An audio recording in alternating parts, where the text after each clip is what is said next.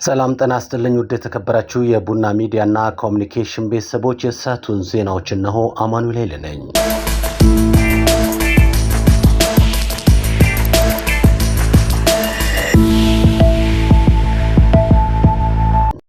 አሜሪካ ከዓመት በፊት በሰጠችው ቅድመ ማስጠንቀቂያ መሰረት የተባበሩት መንግስታት ድርጅት አካል የሆነው የዓለም ጤና ድርጅት አባልነት በይፋ ለቃ ወጣች።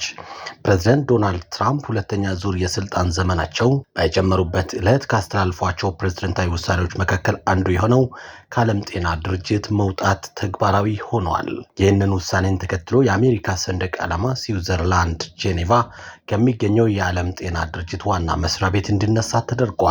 ከዚህ በኋላ ሀገሪቱ ከዓለም ጤና ድርጅት ጋር የሚኖራት ግንኙነት ውስንና ከተቋሙ መውጣቷን ለማጠናቀቅ በሚያስፈልጉ ጉዳዮች ላይ እንደሚሆን ተነግሯል።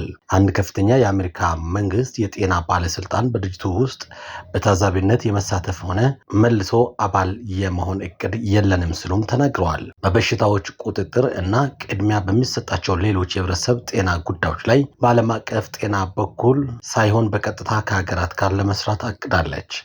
በኢትዮጵያዊ ዶክተር ቴድሮስ አዳኖም የሚመራው እና ከ190 በላይ ሀገራትን በአባልነት ከያዘው ተቋም አሜሪካ ለመውጣት መወሰኗ በአሜሪካ እንዲሁም በቀሪው ዓለም ክፍል የሚከናወኑ የጤና ስራዎችን የሚጎዳ መሆኑ እየተነገረ ነው። ዘገባው የቢቢሲ ነው።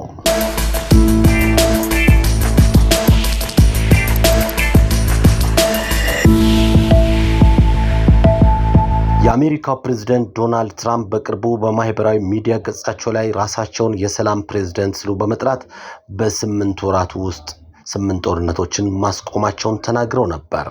ይሁን እንጂ ቢቢሲ ያደረገው ማጣራት የፕሬዝዳንቱ ይገባኛል ጥያቄ የተጋነኑና አንዳንዶቹም ከእውነት የራቁ መሆናቸውን አመልክቷል።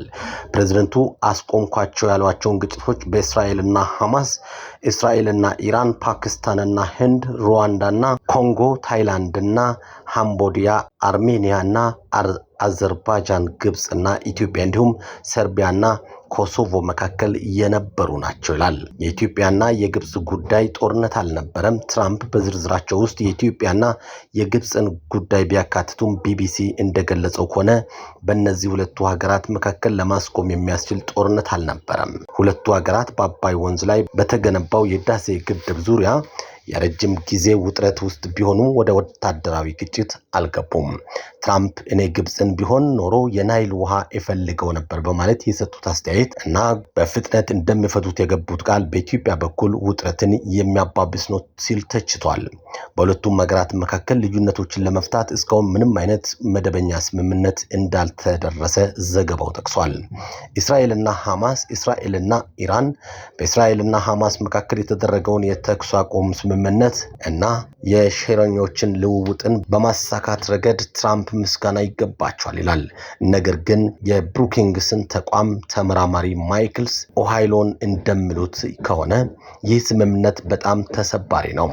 በእስራኤልና ኢራን መካከል ለ12 ቀናት የቆየው ግጭት በተመለከተ አሜሪካ በኢራን የኒውክሌር ጣቢያዎች ላይ የአየር ጥቃት በመፈጸም ግጭቱ እንዳያበቃ አስተዋጽኦ ብታደርግም ኢራን አሁንም የድል ባለቤት ነኝ በማለት ስታውጅ እስራኤል ተጨማሪ ጥቃት ልትሰነዝር እንደምትችል እየገለጸች ነው። ሩዋንዳና ኮንጎ ሁለቱ ሀገራት በዋሽንግተን የሰላም ስምምነት ቢፈራረሙም በምስራቅ ኮንጎ ግጭቱ እንደቀጠለ ነው። ሂውማን ራይትስ ዎች እንዳስታወቀው ደግሞ ስምምነቱ ከተደረገ በኋላ አማጽያኑ በትንሹ 140 ሰዎችን ገድለዋል። ሰርቢያና ኮሶቮ ልክ እንደ ኢትዮጵያና ግብጽ ሁሉ በእነዚህ ሀገራት መካከል ለማስቆም የሚያስችል ጦርነት አልነበረም ሲል የታሪክ ፕሮፌሰር ማርጋሬት ማኪሚላን ገልጿል። ትራምፕ ለአንዳንዶች ግጭቶች መብረድ አስተዋጽኦ ቢያደርጉም 8 ጦርነቶችን አስቆሚያለሁ የሚለው መግለጫ ግን እውነታው ሙሉ በሙሉ የማይወክል እንደሆነ ተንታኞች መናገራቸውን የተለያዩ የውጭ ዜና አውታሮች ዘግበዋል።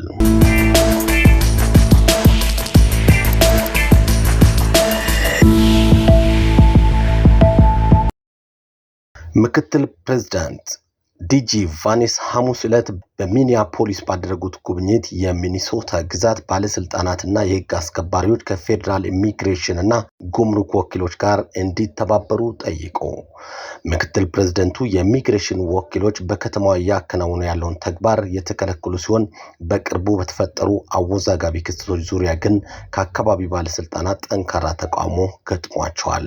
ምክትል ፕሬዝዳንቱ ለ7 ደቂቃ በቆየው ንግግራቸው በከተማዋ ያለው ውጥረት ለመቀነስ እየሰሩ መሆኑን ገልጿል። የክልልና የአካባቢ ባለስልጣናት አጋርነታቸውን እንዲያሳዩም ጠይቋል። ሆኖም በንግግራቸው መጀመሪያ ላይ የህፃናትና የአሜሪካ ዜጎች እስር እንዲሁም የዘር መግለል ክሶችን አስቀድመው አላነሱም ነበር። እነዚህ ጉዳዮች የተነሱት በጋዜጠኞች ጥያቄ ወቅት ነው ይላል ዘገባው። ከቡና ሚዲያና ኮሙኒኬሽን የሰዓቱ ዜናዎችን ይመስላሉ። አማኑኤል ነበርኩኝ። ጤና ይስጥልኝ።